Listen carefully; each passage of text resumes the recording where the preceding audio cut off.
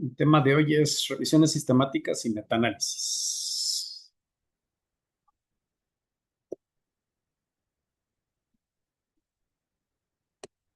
¿Por qué hay investigación que se llama revisiones sistemáticas? Las revisiones sistemáticas surgen porque primero sobre un tema en particular puede haber uno, dos, cinco, varios estudios y la publicación puede ser en diferentes lugares. Por eso hay aquí la idea de que el punto de que las ideas surgen en paralelo. O sea, varias personas, varios investigadores pueden pensar en lo mismo y pueden hacer estudios diferentes y lo publican en diferentes revistas. Y dado que hay diferentes estudios, los resultados publicados pueden ser, pueden estar confrontados en uno con otro. Y entonces, conforme alguno puede decir que si fuera un tratamiento, ¿de qué sirve? A lo mejor hay otros que dicen que a lo mejor no sirve o que no hay suficiente información. Uno de los puntos principales de las revisiones sistemáticas y los metaanálisis es que, y eso es lo que tiene más años, es los metaanálisis. eh, Uno de los puntos por los cuales se creó esta rama es para tratar de conjuntar estudios que tienen pocos participantes y en lugar de un estudio que sería bueno, de un estudio de 300 o 400 sujetos de un estudio de tratamiento que donde se compara un tratamiento contra un placebo. A lo mejor hay 10 y la suma de todos hace esos 300 sujetos que eran necesarios para poder saber si ese tratamiento funciona. Y a eso es el punto de la muestra, del tamaño de muestra insuficiente, porque son estudios en general que tienen pocos sujetos. Y el último punto es que probablemente la controversia de los resultados pudiera estar relacionado con la calidad de los estudios. Aquellos estudios, en general se sabe que los estudios que no tienen buena calidad, los resultados favorecen a las hipótesis de los investigadores, pero porque están de alguna manera eh, sesgados por la mala calidad. En síntesis, hay múltiples estudios y entonces, ¿cómo tratemos de sintetizar toda la información en uno solo? Y en general, las revisiones sistemáticas se enmarcan en una cosa, el tipo de publicación que se llama revisiones. Y hay una revisión sistemática. Sistemática es porque es una investigación, por eso es el término. En comparación con las revisiones narrativas, que es lo que tradicionalmente uno puede leer en un libro, que es un artículo de revisión o un tema en un libro, y entonces esos son las revisiones narrativas. Y aquí están las diferencias. Eh, en la revisión sistemática se basa en una pregunta particular. La forma de que se buscó la información en la sistemática en comparación a la narrativa está claramente definido.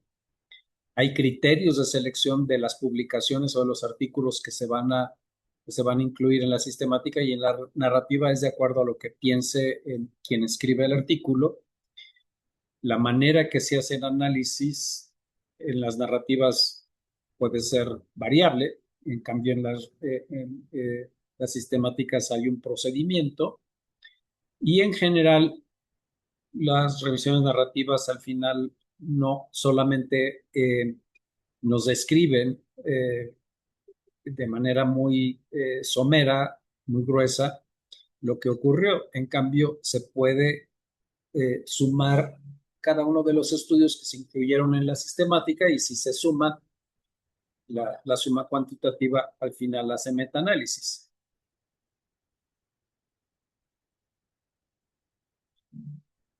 Eh,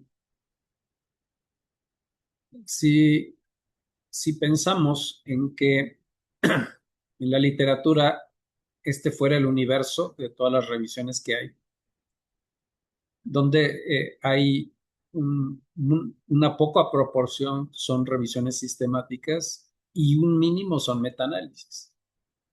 El concepto que uno tiene que tener es que todos los metaanálisis están enmarcados en las revisiones sistemáticas. El procedimiento, es decir, el protocolo, es la revisión sistemática y el análisis son los metaanálisis. No todas las revisiones llevan a metaanálisis, revisiones sistemáticas, pero sí, todos los metaanálisis son revisiones sistemáticas. Existe en general, cuando uno no sabe muy bien del tema, piensa que el metaanálisis es mejor que una revisión sistemática, lo cual es incorrecto. Si se hizo bien, una revisión sistemática es mejor que un metaanálisis mal hecho. Pero por eso vean, este círculo rojo está dentro de las revisiones sistemáticas. Metaanálisis es parte de una revisión sistemática.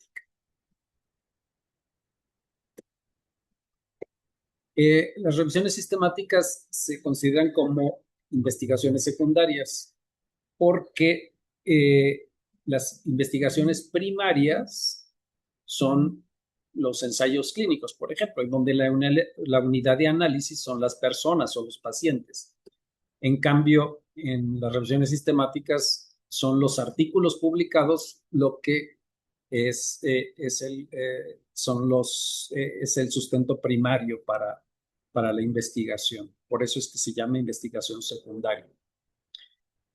Desde el punto de vista del mundo,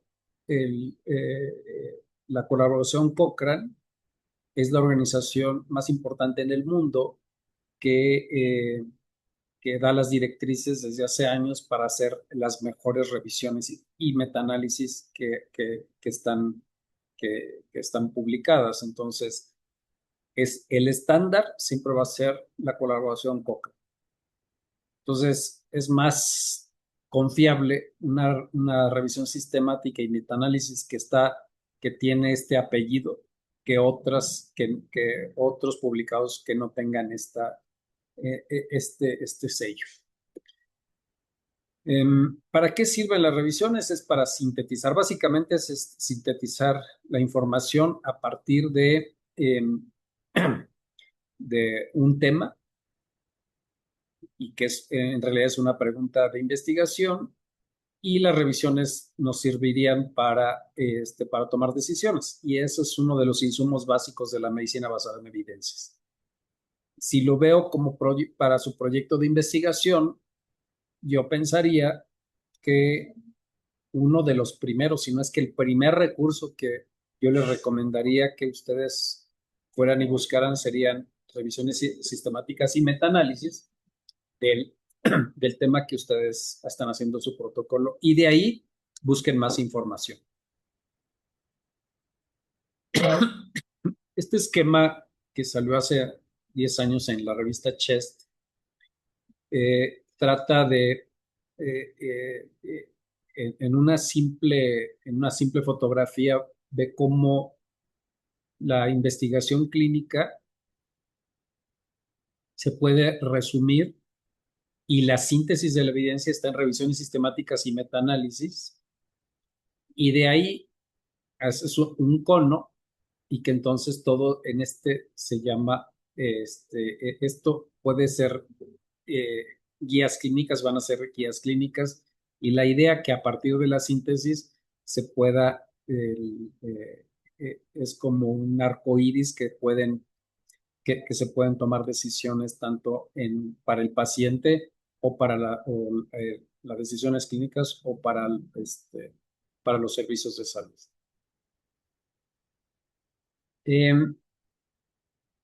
Seguramente ustedes han oído hablar de los niveles de evidencia y las revisiones sistemáticas y metaanálisis.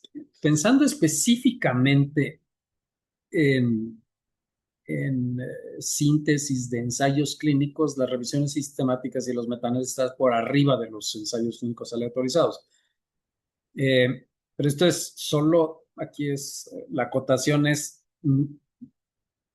En los estudios de intervención, este debería de ser el nivel de evidencia, porque en otros diseños de investigación pudiera no ser específicamente eso, porque para los estudios de pronóstico, probablemente estudios esto de 2, 3, probablemente no aplique porque en general son estudios observacionales. Pero esto ustedes lo pueden leer en múltiples guías donde utilizan el nivel de evidencia y siempre las revisiones sistemáticas y los metaanálisis están hasta arriba de la pirámide. ¿Cómo se hacen las revisiones sistemáticas? Eh, Hay que hacer un protocolo de investigación y entonces empezamos por un protocolo y se basa primero en una pregunta a responder. Vamos y buscamos la evidencia, se definen los criterios de inclusión y exclusión de los artículos o de las publicaciones. Una vez que tenemos las publicaciones, es decir, los artículos en extenso, los artículos completos, los juntamos, vemos los resultados y de ahí sacamos la información. Es como si revisáramos un expediente y vamos, y que donde en un expediente vamos y tomamos, si fue un estudio retrospectivo, tomamos la edad, el sexo, el tratamiento que se les dio, la manera que se hizo el diagnóstico, y aquí es lo mismo, de los estudios, vamos y buscamos la información de lo que los autores lo hicieron. Presentamos los resultados y si ocurre y si se puede hacer metaanálisis. Y si no se puede hacer metaanálisis, nos quedamos en revisión sistemática y que entonces el resumen es lo que puse en las diapositivas previas que se llama una revisión sistemática y el análisis es cualitativo. La pregunta, PICO, población o pacientes con la condición, intervención, comparación y el resultado.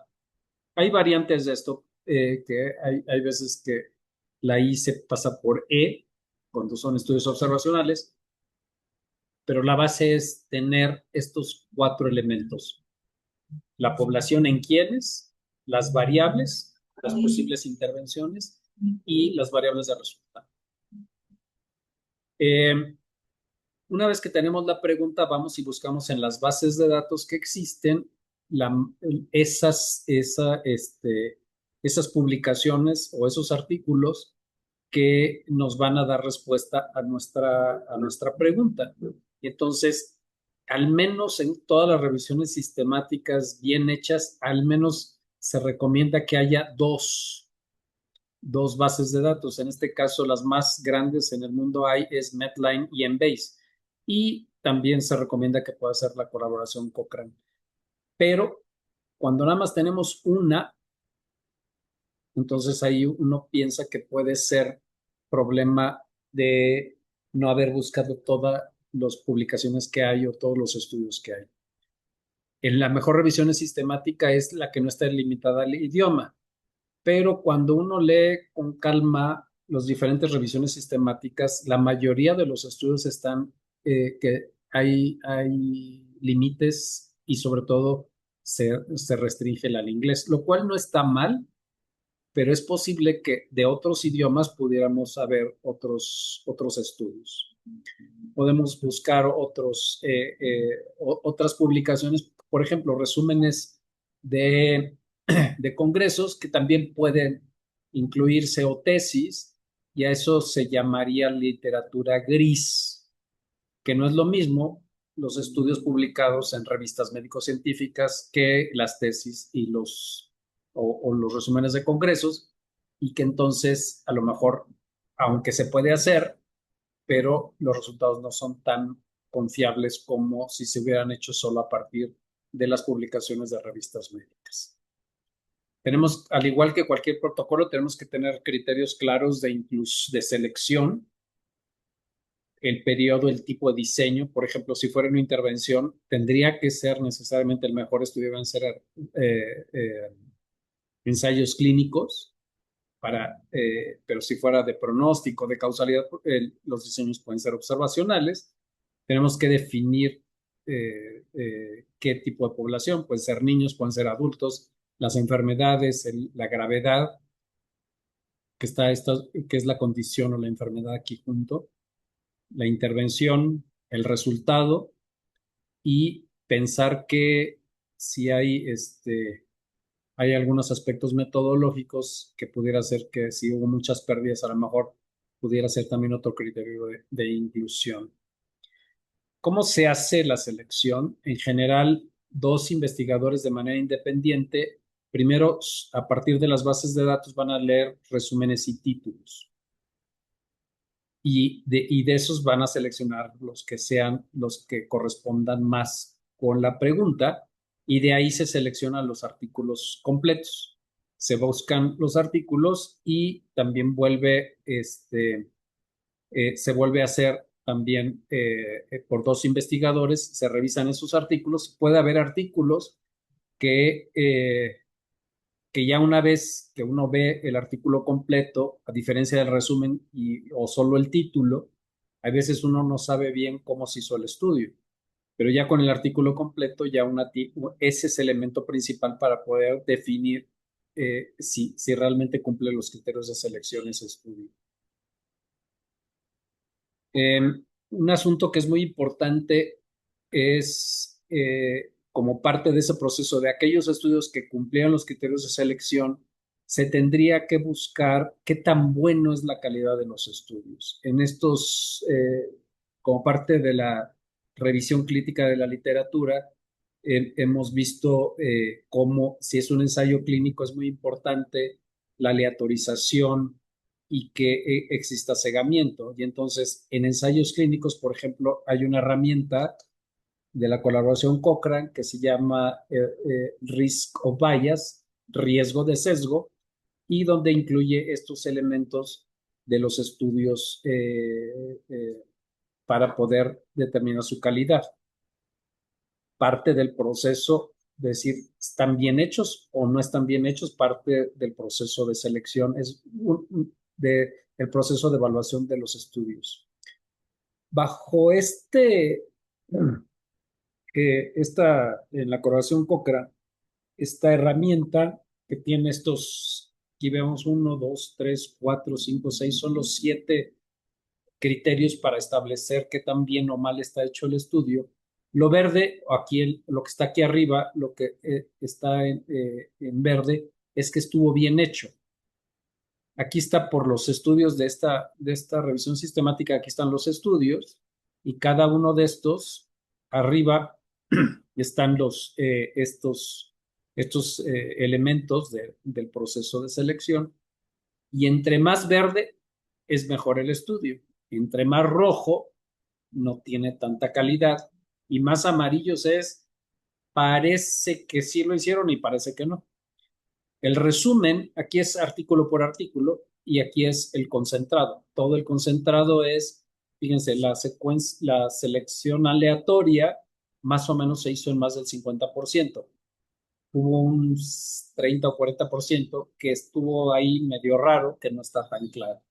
Y así uno puede tener una idea en una sola visión qué tan bueno o malo han sido los estudios que se incluyeron en la revisión.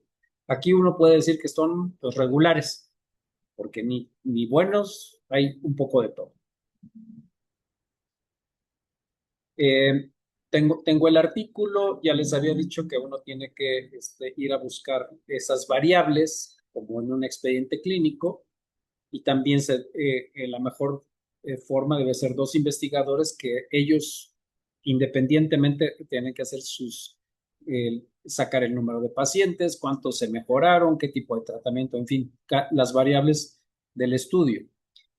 Algo que se me olvidó mencionar es que es, puede haber, ojalá, en el mejor estudio es que los dos investigadores tengan las mismas decisiones. Y entonces, si los dos coinciden en sus decisiones, tanto para la inclusión de estudios o para la exclusión, queda perfecto. Pero ¿qué pasa cuando uno u otro no están de acuerdo? Entonces, hay dos formas de resolver las diferencias. Uno es que se platiquen algunos resúmenes o los artículos, o en este caso los formatos de extracción de datos, que lo revisen juntos y lleguen a un consenso, o bien que haya un tercero que de alguna manera pudiera resolver esa diferencia. Entonces, de los tres procesos principales, así es como debe ser el proceso para que sea de buena calidad una revisión sistemática. ¿Cómo debemos presentar los resultados? En una revisión sistemática terminamos como de forma cualitativa y entonces junto cinco estudios. Esos estudios no los puedo juntar porque las intervenciones fueron diferentes, porque los pacientes no estuvo muy bien estandarizado el proceso de selección, o la manera de que evaluaron la variable de resultado es diferente. Y entonces lo único que hago es describir esos 5 estudios, cuál fue la metodología, y le informo, mi resultado está basado en la descripción de esos estudios que cumplieron los criterios de selección. Pero cuando pude juntar al menos 2 estudios iguales, y entonces puedo hacer metaanálisis. Al menos, para hacer metaanálisis, al menos tengo que tener 2 estudios. Claro que si tengo más, podemos tener mejor información, pero siempre y cuando sean iguales. Entonces, eso se llama metaanálisis. Ustedes seguramente están familiarizados con estos diagramas, y si no, lo platicamos después, de que se llaman árboles gráficos de árbol, forest plot, y en los cuales vemos, este punto, el 1 puede ser el efecto nulo, y del lado izquierdo aquí dice que está a favor del tratamiento y del lado derecho dice que está a favor del grupo control. Cada línea es un estudio y estos puntitos es el promedio, es el valor promedio del efecto que tuvo, en este caso, un medicamento. Cuando está la mayoría de los estudios están hacia un lado, entonces el resumen lo vemos al final, y que entonces este puntito es el promedio y, y los brazos es el intervalo de confianza. Entre más grande el intervalo de confianza, es posible que por eso no encuentre diferencias. Pero cuando ya lo sumo, el, el efecto final, aquí lo vemos, que para este medicamento, este tratamiento mejoró en comparación, es mejor que el grupo control. ¿Por qué? Porque no incluye el intervalo de confianza, no incluye el 1, y todo el análisis está del lado izquierdo. Por ejemplo, es inconcluso. ¿Por qué? Porque está incluido el 1. Estos 4 sí favorecen. Entonces, cuando uno suma todo eso, hace el metaanálisis, entonces este es el resultado global, como si hubiéramos hecho un solo estudio. Con eso concluyo para que tengamos alguna discusión.